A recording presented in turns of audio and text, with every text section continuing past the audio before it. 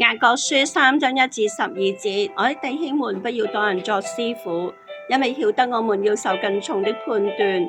原來我們在許多事上都有過失，亦有人在話語上沒有過失。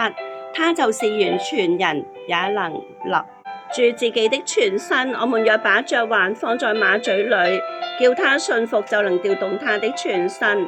看啊，船隻雖然甚大，又被大風吹逼，只用小小的舵，就隨着掌舵的意思轉動。這樣，舌頭在百體裏也是最小的，卻能說大話。看哪，最小的火能點着最大的樹林。舌頭就是火，在我們百體中，舌頭是個罪惡的世界，能污穢全身，也能把生命的輪子點起來，並且是從地獄裏點着的。各類的走獸、飛禽、昆蟲、水族，本來都可以制服，也已經被人制服了，唯獨舌頭沒人能制服，是不止息的惡物，滿了害死人的毒氣。